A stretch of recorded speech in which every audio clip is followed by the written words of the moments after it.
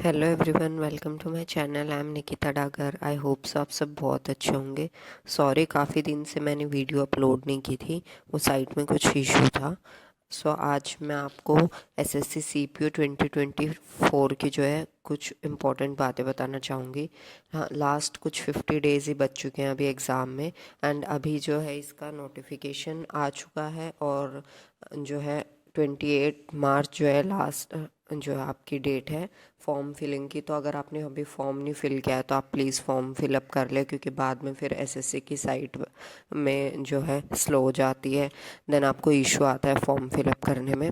आज मैं आपको एसएससी सीपीओ 2024 की, अगर आपने अभी तक भी प्रिपरेशन स्टार्ट नहीं की है और अगर आपको पता नहीं है कि ये किस चीज़ की वैकेंसी है, क्या होता है इसमें, तो मैं आपको सब कुछ डिटेल से बताने वाली हूँ। और आप आज भी लग के जो है इस एग्ज़ाम को क्लियर कर सकते हैं। तो एसएससी सीपीओ 2024 जो है, इसमें अब की बार जो है बहुत अच्छी वैकेंसीज़ आई हैं, जो कि हैं 4187 वैकेंसीज़। क्योंकि लास्ट ईयर जो है 1800 कुछ वैकेंसी थी। तो वैकेंसी कम ही आती हैं, मतलब मोस्ट प्रोबेबली 2000 के आसपास ही आती हैं। बट कभी कभी होता है कितनी ज़्यादा वैकेंसीज़ आई हैं, तो ये बहुत ही अच्छा मौका है आपके पास। एसएससी सीपीओ के थ्रू आप किसी भी पैरामिलिट्री फोर्सेस में, सीएपीएफ में, जो हमारी 5 सीएपीएफ हैं जिनके बारे में मैं आपको शॉर्ट्स में बताती रहती हूँ वो, एंड दिल्ली पुलिस में आप सब इंस्पेक्टर बनने का आपको बहुत अच्छा मौका मिलेगा। आपके कंधों पे डबल स्टार्स आएंगे। तो it's a proud moment for you and your parents कि अगर आप इस एग्ज़ाम को क्लियर कर पाएंगे तो। मैं आपको लास्ट 50 डेज स्ट्रेटजी बताऊंगी कि कैसे कैसे करना है, आपको क्या क्या होता है। सब कुछ जो भी आपके डाउट्स हैं ना, मैं आपके इस वीडियो में सब क्लियर कर दूंगी। Let start. देखो, सबसे पहले मैं आपको एग्ज़ाम पैटर्न के बारे में बताती हूँ। इसमें फर्स्ट होता है आपका टायर 1 का एग्ज़ाम होता है। देन उसके बाद आपका फिज़िकल होता है। देन आपका सेकंड टायर होता है। फिर आपका मेडिकल टेस्ट होता है और देन आपकी फ़ाइनल मेरिट आती है। एसएससी सीपीओ एक ऐसा एग्ज़ाम है जिनमें इन लोगों को बहुत ही टॉप लेवल के बच्चे भी नहीं चाहिए, जो पढ़ने में बहुत ही टॉप हों, और बहुत ही लो हों वो भी नहीं चाहिए। एक एवरेज बच्चा मतलब काफ़ी अच्छा परफॉर्म कर सकता है, क्योंकि ये एक जो है सीएपीएफ जॉब है। इसमें आपको फिज़िकल आप फिट हों वो भी बहुत ज़रूरी है। तो जो टायर 1 का एग्ज़ाम होता है फ्रेंड्स, उसके अंदर 200 क्वेश्चंस आते हैं और 200 मार्क्स का ही होता है। मतलब एक क्वेश्चन 1 मार्क्स का होता है। जो नेगेटिव मार्किंग होती है वो 1/4 की होती है, मतलब 0.25 मार्क्स की। और 2 आवर्स का आपको टोटल टाइम मिलता है। फिर टायर 1 का जो सिलेबस है उसमें 4 सब्जेक्ट्स आते हैं आपके: इंग्लिश, मैथ्स, रीजनिंग और जीएस। सभी जो है 50-50 क्वेश्चंस आते हैं सभी के, और 50-50 मार्क्स आते हैं सबके। अभी मैं आगे आपको वीडियो में बताऊंगी कि आपको कैसे कैसे कौन सा प्रिपेयर करना है। देन उसके बाद आपका फिज़िकल। जब जो बच्चे टायर 1 की जो कट ऑफ है उसको क्लियर करते हैं, उसको उनका जो होता है नेक्स्ट एक, या मतलब अब की बार जैसे जो 2023 वाला जो सीपीओ है, इसका प्रोसीजर काफ़ी फास्ट चला है।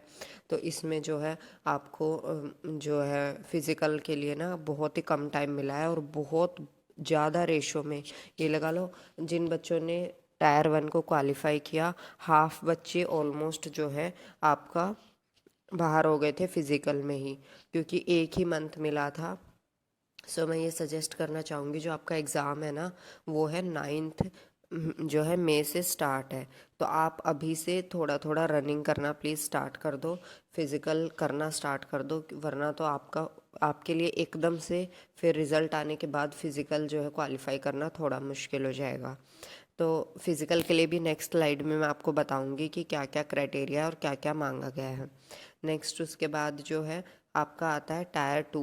जो बच्चे फ़िज़िकल को क्लियर करते हैं उनका टायर 2 का एग्ज़ाम होता है। टायर 2 के एग्ज़ाम में क्या होता है फ्रेंड्स, 200 मार्क्स का भी ये होता है, और इसके अंदर 200 क्वेश्चंस आते हैं। ओनली इंग्लिश आती है सिर्फ टायर 2 में, बाकी कोई सब्जेक्ट नहीं पूछा जाता है, सिर्फ इंग्लिश होता है। इसमें भी आपको 2 आवर्स मिलते हैं। एक क्वेश्चन 1 मार्क्स का होता है और 1/4 की इसमें नेगेटिव मार्किंग होती है। फिर जो है कुछ टाइम बाद टायर 2 का रिज़ल्ट आता है और कट ऑफ आती है कि कौन कौन बच्चा मेडिकल टेस्ट देगा। तो टायर 2 को जो टायर 2 की जो कट ऑफ को क्लियर करते हैं वो बच्चे फिर मेडिकल टेस्ट देते हैं। देन जो फिर मेडिकल क्लियर होने के बाद आपकी एक फ़ाइनल मेरिट लिस्ट आती है, जो कि अभी CPO 2023 की जो है 16 कल ही जो है मेडिकल टेस्ट जो है वो हुए हैं जो ओवर, अब फाइनल मेरिट आना बाकी है।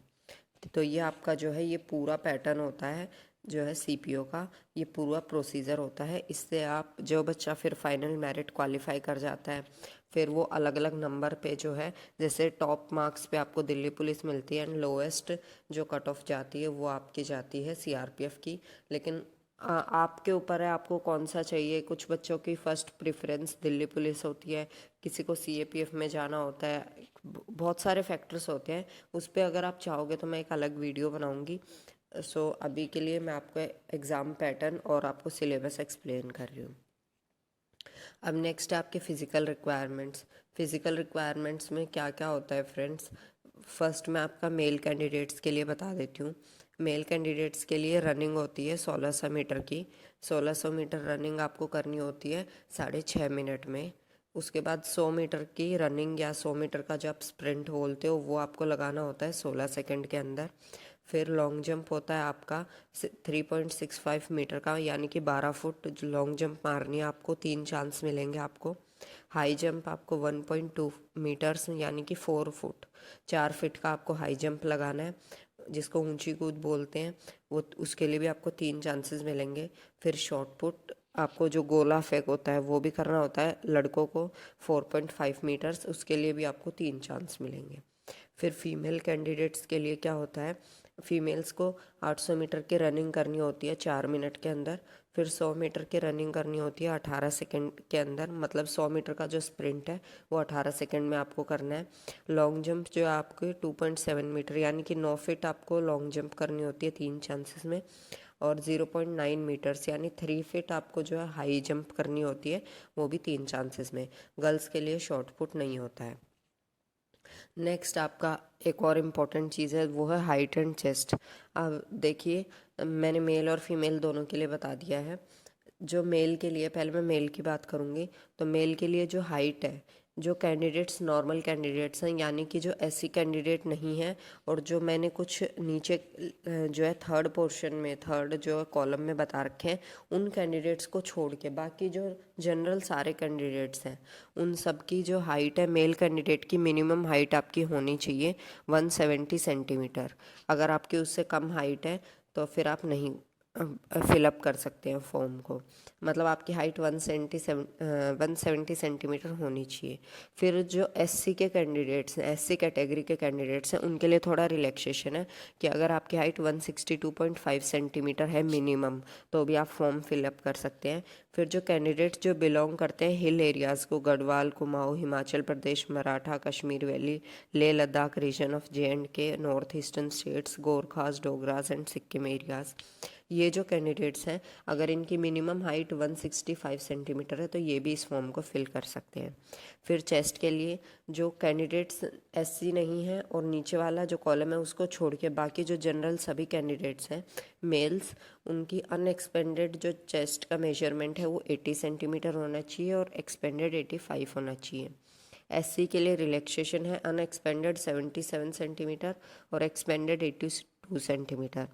एंड जो हिली एरियाज़ के हैं उनके लिए भी सेम ही है, जनरल कैंडिडेट के लिए जो है 80 सेंटीमीटर एंड 85 सेंटीमीटर। अब फीमेल कैंडिडेट्स के लिए जो जनरल की फ़ीमेल कैंडिडेट्स हैं, जनरल मैं सिर्फ UR के लिए नहीं बोल रही हूँ, जनरल वो सब जो कि SC को छोड़ के और हिली एरियाज़ को छोड़ के बाकी जितने भी कैटेगरी हैं जो भी है, सब कैंडिडेट्स की मिनिमम जो हाइट है फ़ीमेल की वो 157 सेंटीमीटर आपकी होनी चाहिए। और SC कैंडिडेट्स के लिए रिलैक्सेशन है, मिनिमम आपकी 154 भी चलेगी। और जो हिली एरियाज से बिलोंग करती हैं फीमेल जो कैंडिडेट्स हैं उनकी 155 मिनिमम जो है आपकी हाइट होनी चाहिए। ये क्राइटेरिया आप फिलअप करते हैं तो आप फॉर्म फिल कर दें। अब आ जाते हैं हमारे सब्जेक्ट्स के ऊपर। अब मैं आपको एक एक करके जो है सारे सब्जेक्ट्स के बारे में बताऊंगी डिटेल में कि आप कैसे प्रिपेयर कर सकते हैं अगर आपने अभी तक शुरू नहीं किया है, और अगर आपने शुरू कर दिया है तो भी आप कैसे एनहांस कर सकते हैं आपकी प्रिपरेशन को। तो सबसे पहले स्टार्ट करेंगे रीजनिंग से। देखिए फ्रेंड्स, रीजनिंग, अब रीजनिंग जो है ये सबसे ज़्यादा स्कोरिंग सब्जेक्ट मैं मानती हूँ, क्योंकि मैं इसमें सब बहुत अच्छा स्कोर मैंने किया है।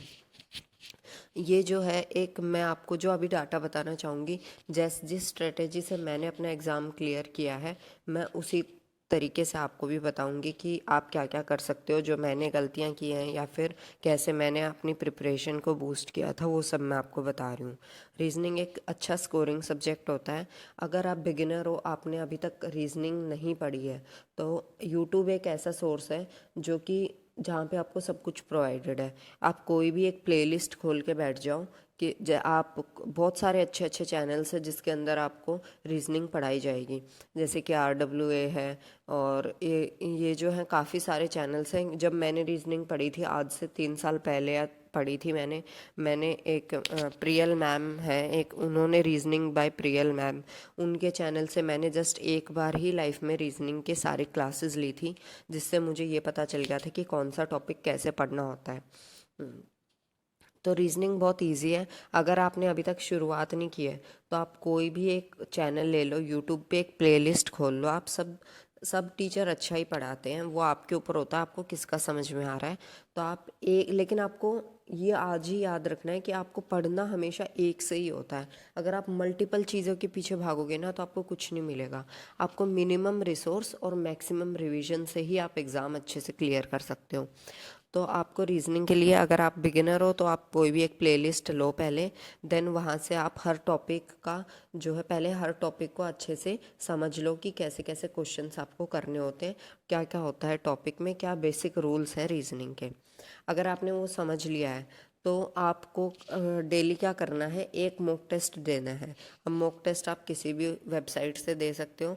मैंने जो है टेक्स्ट बुक को फॉलो किया है, तो टेक्स्ट बुक पे आपको जो है फ्री में मिलता है एसएससी के जो जितने भी मॉक टेस्ट हैं। जैसे मैंने यहाँ पे आपको स्क्रीनशॉट लेके दिखाया भी है, ये जो टेस्ट सीरीज़ है, इसके अंदर जैसे एसएससी रीजनिंग, देखो आपको नीचे दिख रहा होगा, 1200 कुछ टोटल आपके रीजनिंग के टेस्ट हैं।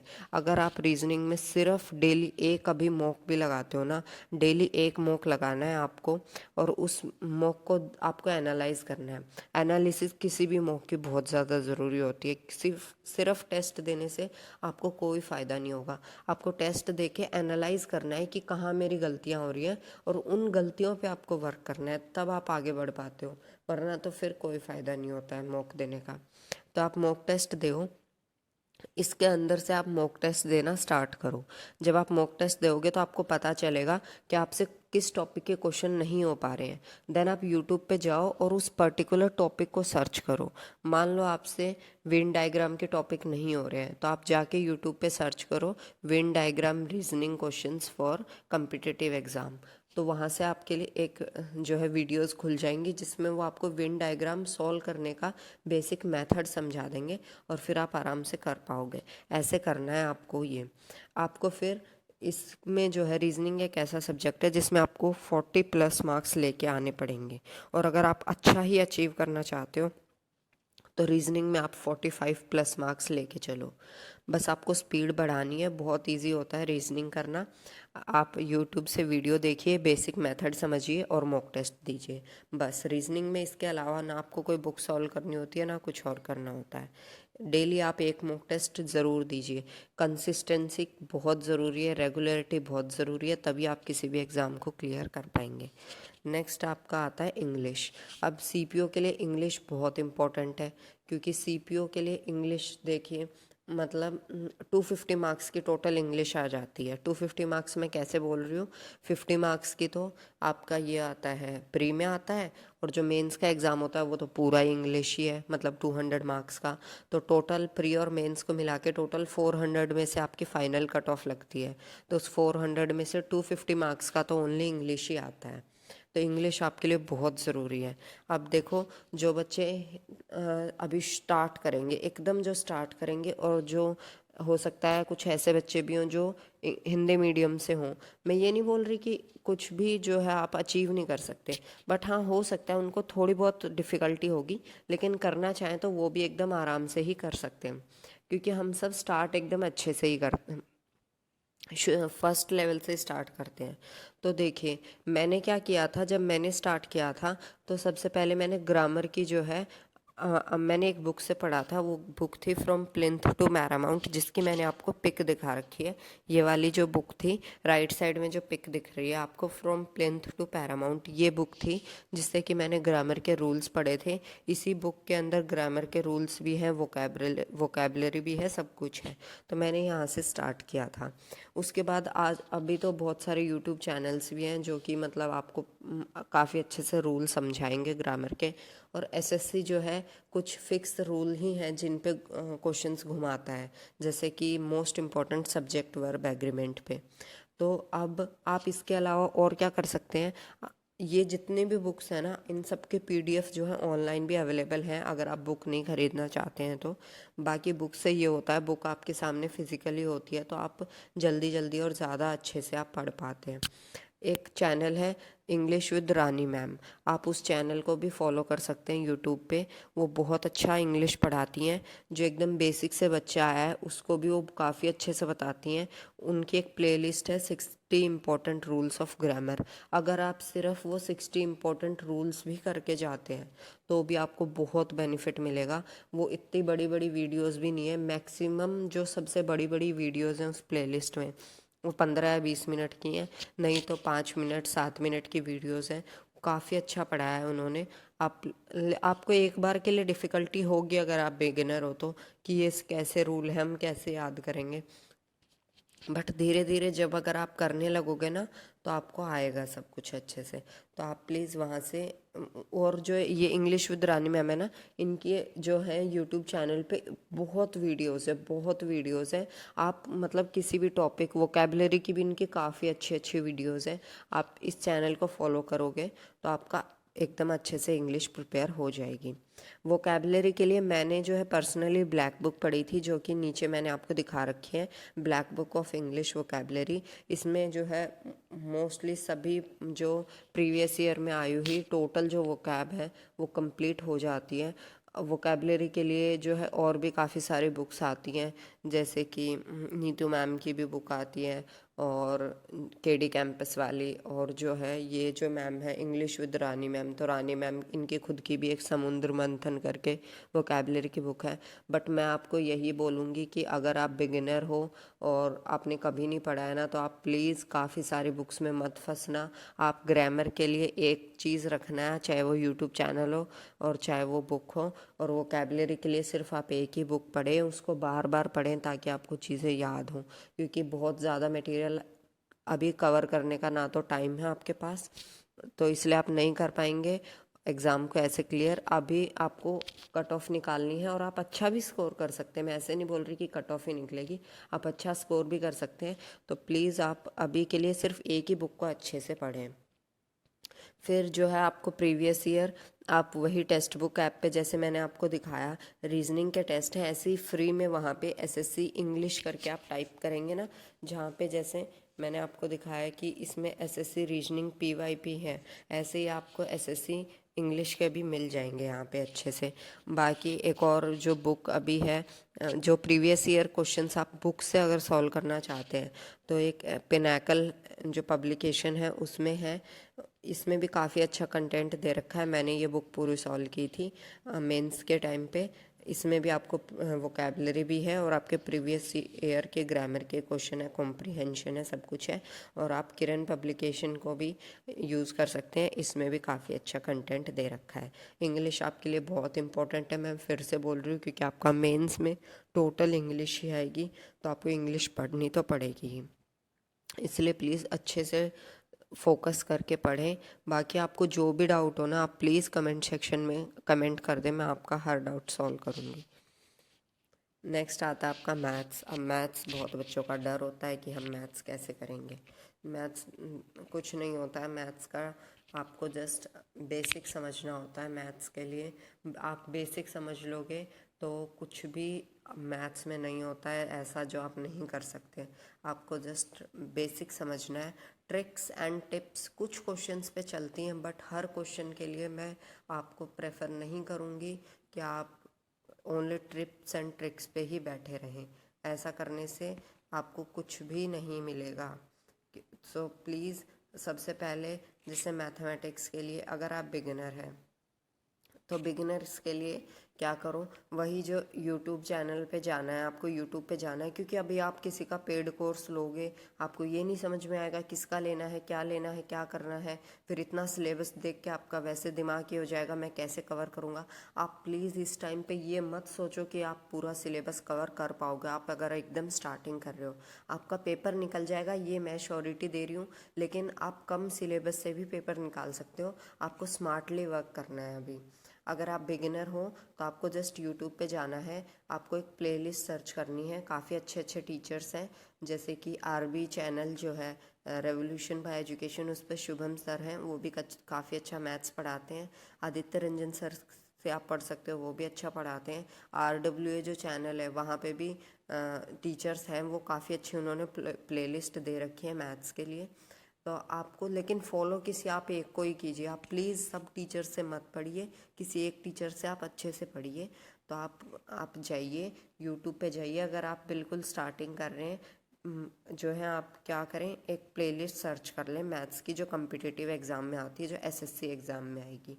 उसके बाद आप एक टॉपिक से स्टार्ट कीजिए, जैसे कि आज आपने एक टॉपिक पढ़ा एवरेज टॉपिक पढ़ लिया आपने पूरा अच्छे से, आपको उसके बेसिक रूल्स बेसिक फार्मूला समझ में आ गए क्या क्या है।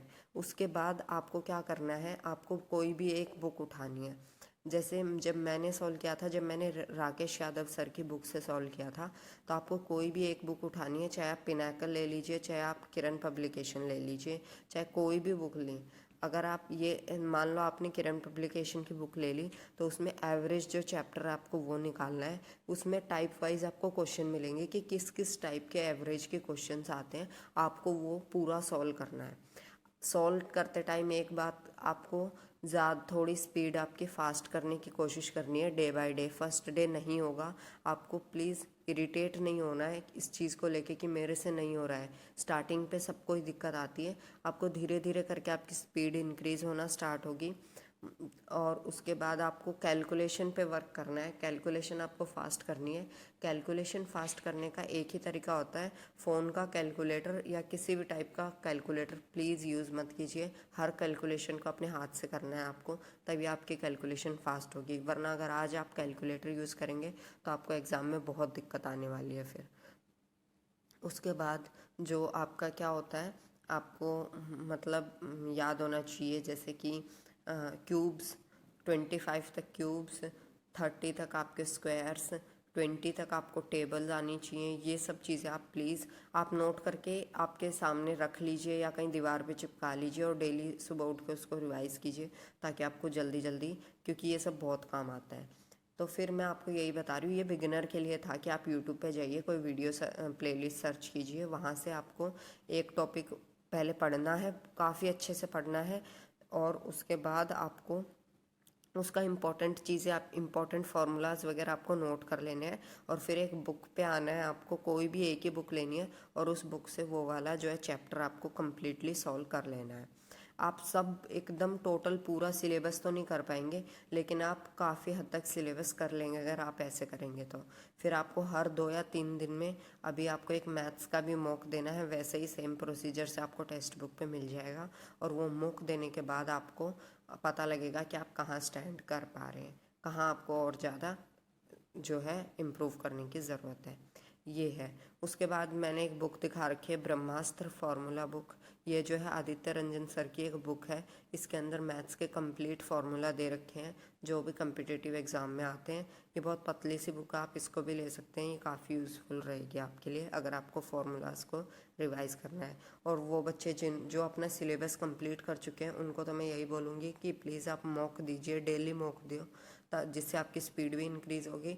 और वो वाला टॉपिक आप देखो जिसके अंदर आप फंस रहे हो, बस उस टॉपिक को आपको अच्छे से प्रिपेयर करना है, और बाकी डेली डेली आप स्पीड अपनी अच्छी कर सकते हैं।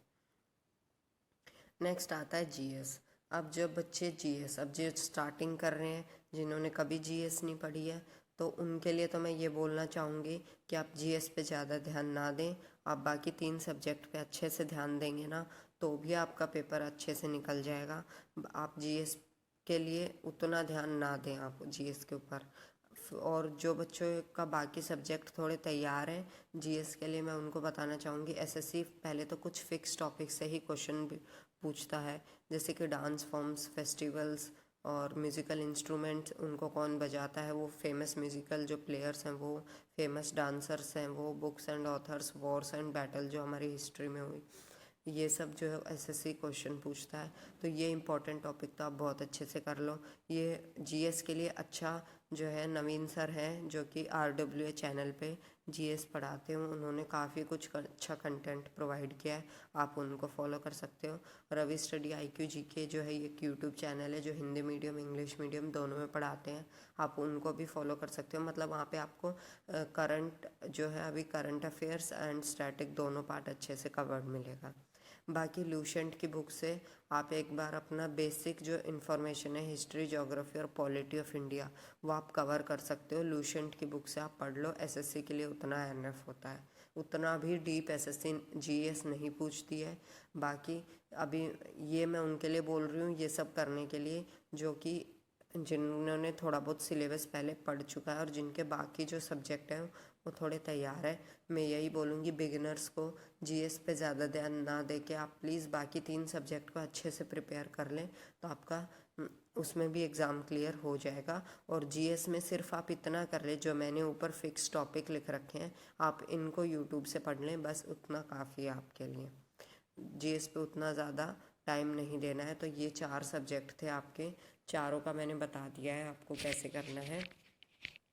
उसके बाद आपको स्मार्टली वर्क करना है, ना कि आपको जो है क्या करना है बहुत ही ज़्यादा, मतलब वो बोलते हैं ना हार्ड वर्क से ज़्यादा स्मार्ट वर्क करना है अभी आपको, तब आपका एग्ज़ाम क्लियर होगा। इम्पॉसिबल कुछ भी नहीं होता, ये बहुत अच्छा मौका है आपके लिए सब इंस्पेक्टर बनने का।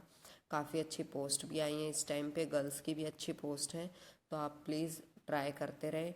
बाकी जो है आपको किसी भी तरह का कोई भी डाउट है तो आप मुझे कमेंट करके पूछ सकते हैं, मैं आपके सारे डाउट क्लियर करूँगी, क्योंकि मैंने ये एग्ज़ाम क्लियर किया है तो मुझे पता है कहाँ पे क्या आप कर सकते हैं, कहाँ पे क्या आप नहीं कर सकते हैं। आपको डेली तो नहीं कहूँगी अभी मैं, आप हर 4 दिन में ना एक फुल मॉक टेस्ट भी दीजिए प्रीवियस ईयर। और अभी कुछ ऐसा भी इशू चल रहा है कि एसएससी जो है अपना टेंडर बदलेगी, मतलब वेंडर्स कोई और हो जाएंगे ये वो, तो अभी अभी तो किसी को भी नहीं पता वो किसको क्या देगी, किसको टेंडर मिलेगा नहीं मिलेगा। अभी तक तो टीसीएस एग्ज़ाम कंडक्ट करवा रही थी, तो अभी तक जो भी मैं बताऊंगी या कोई भी बताएगा ऑब्वियस सी बात है वो आपको टीसीएस के अकॉर्डिंग ही बताएगा कि आपको ऐसे ऐसे करना है। फिर भी जो है आपका पढ़ा हुआ हमेशा काम ही आएगा, चाहे टीसीएस करवाए कंडक्ट, चाहे कोई भी कंडक्ट करवाए। 2x2 तो हमेशा 4 ही होना है, वो तो बदलेगा भी नहीं।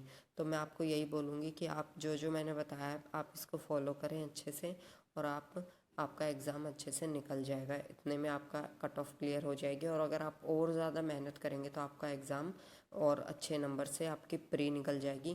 प्री के मार्क्स भी ऐड होते हैं फाइनल मेरिट में, इसलिए प्लीज़ आप मेहनत करें और अच्छे से प्रिपेयर करें।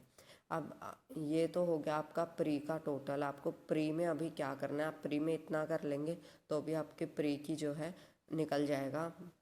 मैंने आपको सोर्सेज बता दिए हैं आज आपको कैसे कैसे पढ़ना होता है, तो आप ऐसे करेंगे ना तो भी आपका टाइम मैनेजमेंट बहुत ज़रूरी है। उसके बाद देखो मैंने एक टाइम मैनेजमेंट के लिए भी एक स्लाइड बनाई है कि आपको 2 घंटे मिलते हैं तो आपको आपका एग्ज़ाम कैसे अटेम्प्ट करना है। सबसे पहले आपको जीएस करनी है, उसके बाद आपको इंग्लिश करनी है, क्योंकि जीएस से आप एक बार चले गए पूरे 50 क्वेश्चंस आपने देख लिए। ऑब्वियस सी बात है जीएस में कुछ इतना तो है नहीं कि आप पूरा कोई लॉजिक लगाने बैठोगे। जो क्वेश्चन आपको पता है, नहीं पता है नहीं पता है, आप उसको देखिए, अगर पता है तो आंसर मार्क कीजिए वरना आगे चलिए। ऐसे इंग्लिश है, इंग्लिश में हाँ हो सकता है आपको थोड़ा सा टाइम लगे, फिर आप इंग्लिश कीजिए, फिर उसके बाद आप रीजनिंग कीजिए। अब जो ये सारा मटेरियल है ये सब आपका जो है टॉपिक, ये मैक्सिमम आपको मतलब ये जो फर्स्ट 3 है इंग्लिश जो है जीएस और रीजनिंग, ये आपको कंप्लीट कर लेने हैं। मतलब कि 1 घंटा 5 मिनट या 1 घंटा 10 मिनट, और अच्छे लेवल के जो बच्चे होते हैं वो तो 1 घंटे में तीनों चीज़ कंप्लीट कर देते हैं, क्योंकि मैथ्स एक ऐसा सब्जेक्ट है जिस पे आपको टाइम लगेगा। सो प्लीज़ मैथ्स के लिए आप टाइम इतना छोड़ें कि आपको जो है 1 घंटा मतलब 1 घंटा 10 मिनट तो आपको मिले ही मिले मैथ्स को सॉल्व करने के लिए, क्योंकि मैथ्स काफ़ी कुछ जो है आपको जो है कैलकुलेशन वर्क में आपका टाइम जाता है। तो आप ऐसे एग्ज़ाम को एक ही पर्टिकुलर क्वेश्चन पे मैथ्स के लिए भी प्लीज़ आप नहीं बैठे रहें। अगर आपको लग रहा है कि नहीं हो रहा है, बहुत वास्ट कैलकुलेशन चली गई है, समझ नहीं आ रहा है, तो उसको स्किप करके आप आगे जाएं। और क्योंकि जितने ज़्यादा आप क्वेश्चन अटैम्प्ट करेंगे उतने ही ज़्यादा आपका स्कोर बढ़ेगा। अगर आपका किसी पर्टिकुलर क्वेश्चन पर डाउट है तो आप या तो आप उसको मार्क एज रिव्यू कर दीजिए या फिर आप उसको नोट डाउन कर लीजिए अपनी रफ शीट पे, और एक बार पूरा पेपर अटैम्प्ट करने के बाद आप दोबारा आएँ उसके ऊपर। देन आप देखें कि हाँ अब मैं इसको, फिर आप उसको सॉल्व कर सकते हैं अगर आपके पास टाइम है तो। और कैलकुलेशन जितनी आप फास्ट रखेंगे उतना आपके लिए अच्छा है, उतना आपको ज़्यादा टाइम मिलेगा क्वेश्चन अटैम्प्ट करने के लिए। यही मैं बोलना चाहूँगी। बाकी अगर आप चाहते हैं कि मैं आपको डेली शेड्यूल में आपको दूँ, डेली टारगेट मैं आपको दूँ कि आज आपको ये करना है, ये पढ़ना है, तो आप मुझे वो भी कमेंट कर दीजिए। मैं आपको डेली टारगेट्स देना स्टार्ट कर दूँगी, जिससे आपको हेल्प होगी एग्ज़ाम करने में। ये वीडियो थोड़ी लंबी है लेकिन आप प्लीज़ इसको एंड तक देखिए, तभी आपको समझ में आएगा आपको कैसे क्या करना है। अब जो है क्या, अगर आपको एक वीडियो फिज़िकल के ऊपर चाहिए कि कुछ जैसे गर्ल्स होंगी जो कि घर पे हैं, जिन्होंने कोई फ़िज़िकल एकेडमी ज्वाइन नहीं किया है, तो कि हम फ़िज़िकल कैसे करें, तो उसके ऊपर भी मैं एक डिटेल वीडियो बनाऊंगी कि आप कैसे अपने फ़िज़िकल को कर सकते हैं। अगर आपको वो भी चाहिए तो आप प्लीज़ मुझे कमेंट करके बताएं कि हम कैसे फ़िज़िकल की तैयारी स्टार्ट करें।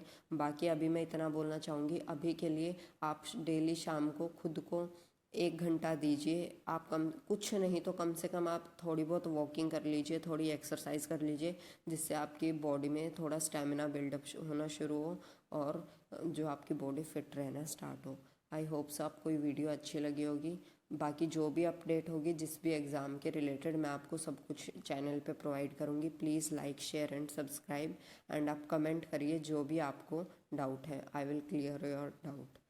Thank you so much.